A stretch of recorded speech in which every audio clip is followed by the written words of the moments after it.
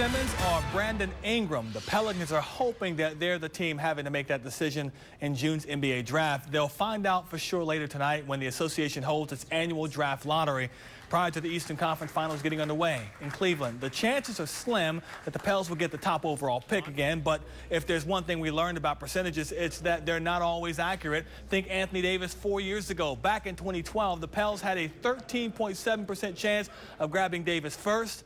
We know how that ended up. So tonight, the chances are half of what they were in 2012, just at 6.3%. Not much better to grab numbers 2 and 3. Their most likely picking spot is where they currently are right now, 6th. Here's Executive Vice President Mickey Loomis on the team's preparations leading up to tonight.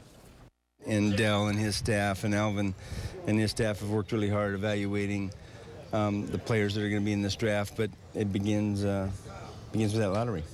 We'll update at 10 o'clock for you. Handling success is part of what the final stretch of the regular season is all about for Tulane. They haven't lost a series in a month, and head coach David Pierce has kept them focused on what's next, like Nicholls State tonight. Garland Gillen has more from Uptown. For the first time since 2006, Tulane is in the top 10, but no rest for the weary for the Wave. Nicholls State comes to town tonight, and then they hit the road for a 3-game series starting Thursday at Houston. I used to spend more time talking about the rankings and the RPIs, and you tend to do that when you're the outside looking in, but when you get in there, you know, it's really neat for our program and for our kids, but at the same time, probably talk a little bit less about it right now and just understand it's day to day. And I just think this group is so mature that they understand what's at stake, and they know what we have this week. Stephen Alamace was in my office earlier and said, Coach, I think this week's a big week. And I said, yeah, you're right. So the kids get it, so we just kind of go day to day right now. On the bump for the Wave tonight, J.P. France out of Shaw High School. In 2 starts against LSU, he gave up only 1 earned run in 13 innings of work. From Uptown, Garland Gillen, Fox 8 Sports. Thank you, Garland. Meanwhile, up in Baton Rouge tonight, LSU closes out its midweek and non-conference schedule against Northwestern State with a chance to run their win streak to 9 straight games. Here's Chris Hagan. And LSU guts out a 2-1 win over Tennessee. It's only fitting that in the final week of the regular season, LSU baseball has not only found their way back into the top 10, but they're also in position to get a first-round bye at the SEC tournament if they handle business. If I would have taken a survey in this community a month ago, I don't think many people would have given us a chance of being in the top 4 in the SEC.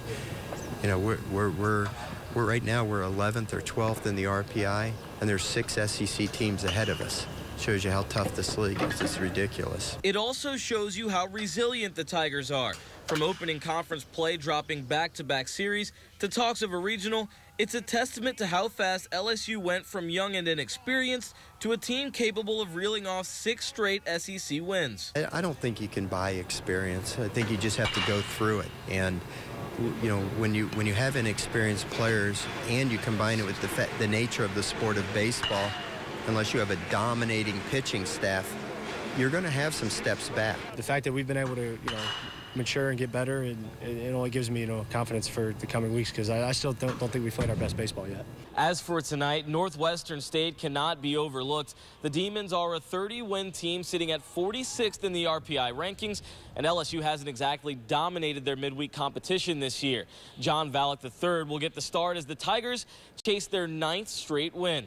Reporting in Baton Rouge, Chris Hagan, Fox 8 Sports. Thank you, Chris. It's a pair of 6:30 start times in both Baton Rouge and over on the lakefront, where UNO hosts 19th ranked UL Lafayette. Highlights of all that for you tonight at 10 o'clock. One quick note from the Saints. They've released kicker Josh Stobie. The veteran's been in the league since 2004, first drafted by Jacksonville. He was with the Steelers last season before coming on board with the Saints this offseason as competition for incumbent Kai Forbath. The team also brought in Connor Barth. No word on whether or not Barth is still on the roster, but Forbath, it is his job to lose. Other NFL news, it didn't take Zach Mettenberger long to find another NFL home. San Diego have claimed him off waivers, and he's joining his former head coach in Tennessee, Ken Whisenhunt, who's now the Chargers offensive coordinator. Whisenhunt drafted Mettenberger to the Titans, where he struggled mightily, going 0-10 as the team's starting quarterback. Gun Runner will not run at the Preakness this weekend. Trainer Steve Asmussen has ruled the 3-year-old out of the second leg of the Triple Crown, preferring to stay at Churchill Downs to train for future 3-year-old races. With the Louisiana Derby and Risen Star winner backing out, that leaves Nyquist, the winner of the Derby, Exaggerator, and Lanny as the only Derby horses racing this weekend at Pimlico. They were two families living in different states until the beating heart of a high school football player brought them together. It's hard as a parent, you know, just even imagining yourself in that situation for just a second. But it has been redeeming for all of us.